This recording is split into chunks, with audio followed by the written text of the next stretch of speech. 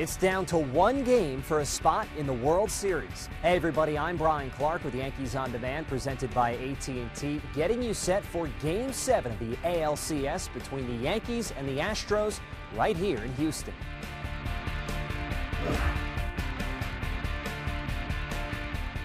The Yankees' biggest advantage in this winner-take-all showdown? That's easy. They've been winning these kinds of games all month long.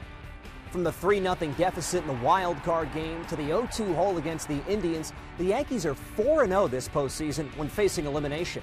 Even returning home in this ALCS down 2-0 didn't faze them, and although the Astros managed to force Game 7, something to keep in mind is experience. Yes, this team is made up of many young pieces, but Joe Girardi discussed earlier in this series how the experience of one game builds into the next. And this will be the 13th game of this postseason, so there's been plenty of seasoning. And don't forget, the one road game the Yankees have won so far this postseason was that winner-take-all Game 5 in Cleveland. And who was on the mound for that clincher against the Indians? None other than the Game 7 starter, CC Sabathia. He's thrived in the spotlight his entire career in pinstripes.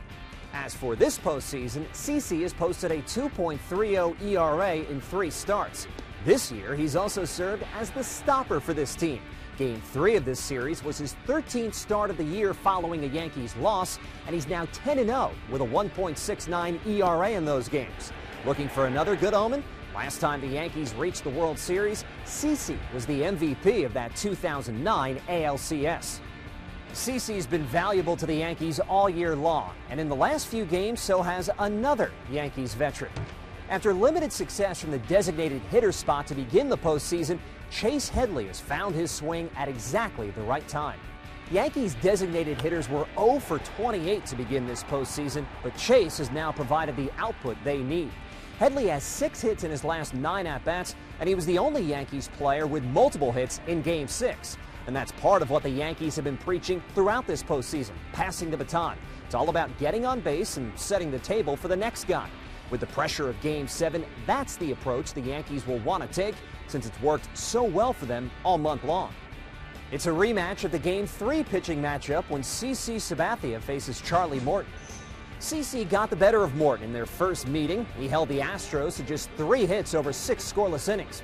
CC struck out 5 and demonstrated how he's been so successful this year by using his slider and locating it well.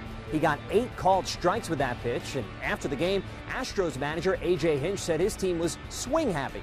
If CC's able to hit his spots again, that could be good news for the Yankees. In that win, the Yankees had their success against Morton, who was coming off a career year. Todd Frazier struck the big blow with a 3-run home run as the Yankees tagged the righty for 7 runs over 3 2/3.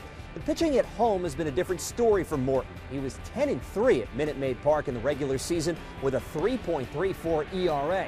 Something else to keep in mind, these are just the starters. With a spot in the World Series on the line, it's all hands on deck, with both managers ready to use pretty much anyone to try to lock up the American League pennant. 162 games, 12 playoff games. It's been a season Yankees fans will remember for a long time.